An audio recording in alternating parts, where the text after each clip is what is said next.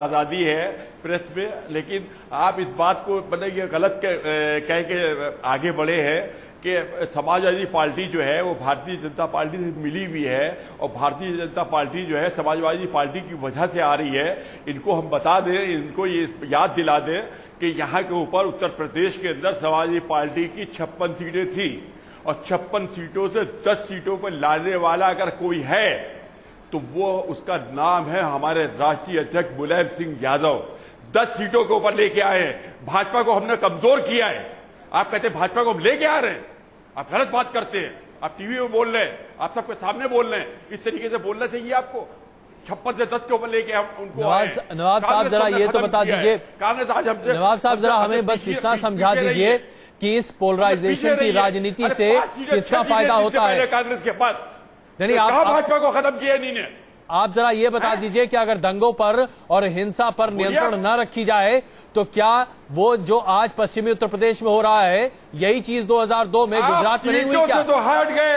56 से 10 सीटों के ऊपर हम लेके आए हैं आपको। सुनिए आप 56 और 10 की बात तो छोड़ दीजिए और बदलने के बाद अब आप आ रहे हैं।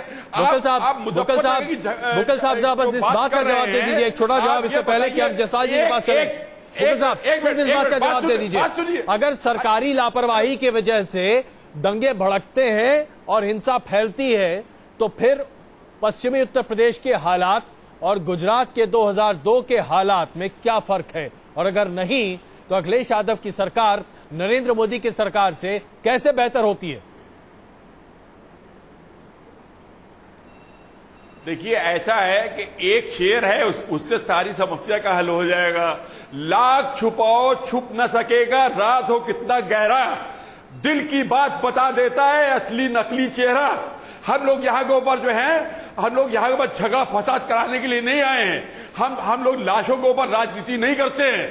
हम लोग अगर किसी का, अगर दुश्मन का भी घर जला होता है तो एक बाल्टी पानी लेकर दुश्मन हम पहुंच जाते हैं उसको घर को बुझाने के लिए।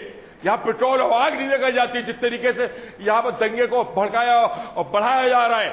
और हम यहाँ के ऊपर टीवी चैनल के माध्यम से इस बात को कहना चाहते हैं कि चाहे हिंदू हो और चाहे मुसलमान हो, अगर जितने भी अगर वहां का मुजफ्फरनगर के अंदर गलत किया है तो उनको सबको जेल में होगा, वो सबके सब जेल में, चाहे हिंदू हो चाहे मुसलमान हो, एक नहीं बचेगा। नवाब साहब आप लोग दावे, माफ कीजिएगा, दावे बहुत बड़े बड़े किए जा रहे हैं, लेकिन 8 दिनों तक सरकार ने कोई कार्रवाई नहीं की थी और जायसवाल साहब इसकी तस्दीक कर सकते हैं। जायसवाल साहब जरा ये बताइए कि अगर राज्य सरकार ने जरा सी भी एहतियात बरतने की कोशिश की होती और पुलिस ने ठोस और मुकम्मल कार्रवाई की होती तो एक छोटी सी वारदात क्या इतनी बड़ी हिंसा बनती जिसमें हजारों लोग अपने घर को छोड़कर भाग जाएं, जिसमें कम से कम आधिकारिक तौर पर 50 लोग की मृत्यु हो जाए और यह संख्या बढ़ भी सकती है और बच्चे तक उसमें घायल हो जाएं? क्या यह संभव है? देखिए, ये हमारे देश का दुर्भाग्य है कि आज़ादी के 66 साल बाद भी जो आइडेंटिटी पॉलिटिक्स है वो इतनी गहरी जड़ जमा चुकी है। और सिर्फ इतना ही नहीं,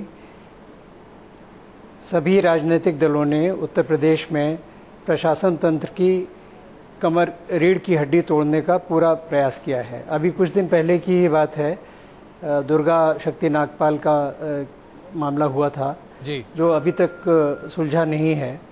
तो इस तरह की जो घटनाएं होती हैं उससे प्रशासन का मनोबल टूटता है।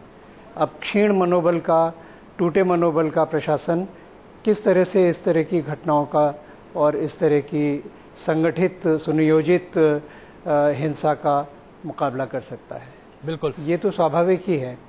बिल्कुल, कदम कदम पर उनको पीछे मुड़कर देखना पड़ता है कि वो जो करने जा रहे हैं उनके राजनीतिक आका उसका समर्थन करेंगे या नहीं समर्थन करेंगे। अपने विवेक से काम करने का किसी को अधिकार नहीं रह गया है। तो ऐसी स्थिति में इस प्रकार की निष्क्रियता या इस प्रकार की पैरालिसिस देखने को मिली, ये कोई आश्चर्य की बात नहीं है। बिल्कुल नदीम जी, वैसा नहीं, जहां तक इस पूरी वारदात और पूरी इस जी नहीं बताएं, आप क्या कह रहे थे? माफ कीजिएगा। हेलो जी, आप बताएं, आप बीच में रुक गए थे, बताएं आप क्या कह रहे थे? नहीं, आप मुझसे कह रहे हैं? जी जी बिल्कुल। क्या बताएंगे? बताने में कुछ होगा तब बताएंगे ना, इनके पास बताने के लिए कुछ नहीं है। बताने के लिए अगर नहीं बता चुके 2014 में जो बताएंगे हम लोग बताएंगे, अजय भाई, ये पार्टी बताएगी। बिल्कुल। नदीम जी, हम आपसे समझना चाहते हैं, जरा ये बताइए कि समाजवादी पार्टी की सरकार के ऊपर तो तोहमत लग ही रहा है, लेकिन केंद्र सरकार भी चुप क्यों बैठी रही? केंद्र सरकार ने सार्वजनिक तौर पर ऐसा क्यों नहीं कहा कि भाई देख लीजिए उत्तर प्रदेश में जो हालात हैं वो ठीक नहीं है? नवाज साहब के पास हम पहुंच रहे हैं, लेकिन जरा नदीम इस बारे में भी हमें बताइए आप। नवाज साहब ने एक शेर सुनाया, मैं उनके शेर का जवाब देना चाहता हूं जी। वो किसी का बड़ा कीमती शेर है कि वही कातिल, वही शाहिद, वही मुंसिफ भी हैं, अकरबा मेरे करें खून का दावा किस पर। जो बात नवाब साहब ने कही, उनकी बात को मैं एक बार और, शायरी नहीं हो रही है, शायरी करिए तो मुशायरा बुलाइएगा, शायरी करेंगे, शायरी नहीं हो रही है जी। नहीं, ये गंभीर, ये शायरी नहीं हो रही है। आपने बात बता देता है, आपने शेर सुनाया था, हमने असली बात कही थी, हमने शेर शायरी नहीं की थी। नवाब साहब ये सुनाया, आपने बात कर सच्चाई गई थी, का वक्त खत्म हो गया। बात सुन लीजिए, बात सुनिए। मैंने आपकी बात को गंभीरता से सुना और आपकी जिम्मेदारी है कि आपका वक्त शुरू और अजय आपके सब नवाज साहब जरा उन्हें कहने तो दीजिए। शायरी नहीं अजय भाई ने। नवाज साहब, शायरी शेर अगर आप पढ़ सकते हैं तो दूसरों को भी इख्तियार है, अगर आप कहते हैं तो दूसरे की बात सुनिए भी जरा। हाँ नदीम बताइए। नवाज साहब को शायद ये महसूस हो रहा है कि अभी जमहूरियत इस देश में नहीं आई है। बुनियादी बात ये है, हम भी शेर सुनाएंगे, हम भी इनका शेर सुनाएंगे। चलिए अभी जरा नदीम की बात सुन लेते हैं। जी नदीम साहब। समाजवादी पार्टी का चरित्र जाहिर हो रहा है कितने गंभीर विषय पर किस तरह से बात हो रही है। समाजवादी पार्टी की सरकार का जो शीर्ष नेतृत्व है 72 सीटों पर चुनाव लड़ाया था। मैं आपकी बात का अजय भाई जवाब दूंगा, लेकिन उसके पहले एक दो बातें। 72 सीटों पर गुजरात में 2004 में आपने चुनाव लड़ाया। आपने महाराष्ट्र में 1992 के दंगों के बाद जब चुनाव हुए थे 93-94 में, तो आपने वहां पे सीटें लड़वाई, जिसकी वजह से वहां पे शिवसेना भाजपा की सरकार बनी थी और गुजरात में नरेंद्र मोदी को फायदा हुआ था शुद्ध रूप से। और एक बीच में जो साथी थे, जो एक्सपर्ट थे, वो ये कह रहे थे कि जो मशीनरी है और जो एडमिनिस्ट्रेशन है उसके जरिए विचार को एग्जीक्यूट करने का काम हो रहा है। लेकिन सच्ची बात यह कि विचार कहां से आ रहा है, बंटवारे की बात कहां से शुरू हो रही है? बंटवारे की बात ही समाजवादी पार्टी का की सरकार का जो नेतृत्व है वो इसमें पूरी तरह से शामिल है। कांग्रेस पार्टी ने इसको पूरी तरह से कंडेम किया है। कांग्रेस पार्टी इस विश्वास के साथ खड़ी है कि बंटवारे के आधार पर, धर्म के आधार पर, जाति के आधार पर अगर बंटवारा किया जाएगा तो कांग्रेस पार्टी इस विचार के साथ न केवल खड़ी होगी बल्कि इसके खिलाफ लड़ाई लड़ेगी। भारत सरकार ने जी। अब कुछ लोग कह रहे हैं आर्टिकल 356 वगैरह होना चाहिए जी। आप जानते हैं कि इन हालात में अभी संभव नहीं है, लेकिन भारत सरकार जो कुछ भी है, मैसेज देने का काम, संदेश देने का काम, इस संघीय ढांचे में राज्य सरकार पर दबाव बनाने का काम, ब्यूरोक्रेसी पर दबाव बनाने का काम सरकार हमारी कर रही है। बुक्कल साहब, केंद्र सरकार का बार बार ये कहना रहा, चेतावनी भी दी गई कई बार कि राज्य में सांप्रदायिक हिंसा हो सकती है, इस बाबत राज्य सरकार आगाह रहे। इसके बावजूद राज्य सरकार ने 8 दिनों तक कोई भी ठोस कदम हिंसा को रोकने के लिए नहीं उठाया। यहां तक कि जो पंचायत में तमाम विधायकों ने भड़काऊ भाषण दिए, उनके खिलाफ भी एफआईआर रजिस्टर कराने में 50 घंटे लगा दिए। अब जरा बताइए कि ये राजनीति नहीं तो क्या है?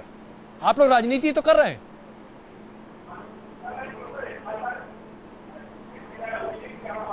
ऐसा लगता है कि नवाब साहब से फिलहाल संपर्क नहीं साध पा रहे हैं हम, जरा तकनीकी दिक्कत है।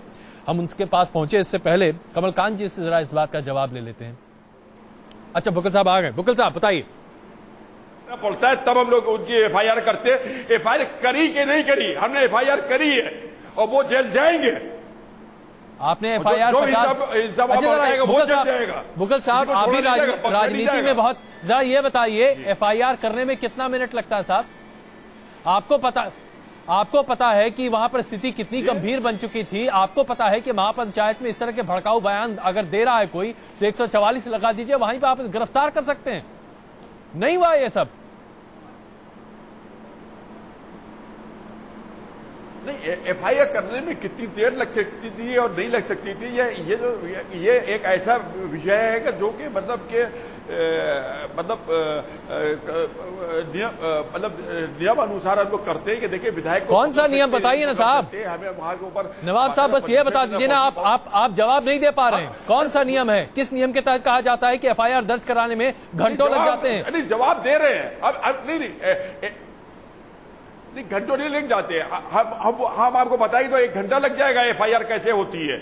एफआईआर अगर यहां से लालबाग में होगी तो ये तक के देखा जाता है लालबाग से और वहां तक के आपके वहां थाने तक के पहुंचने में कितने मिनट लगते हैं चलने में।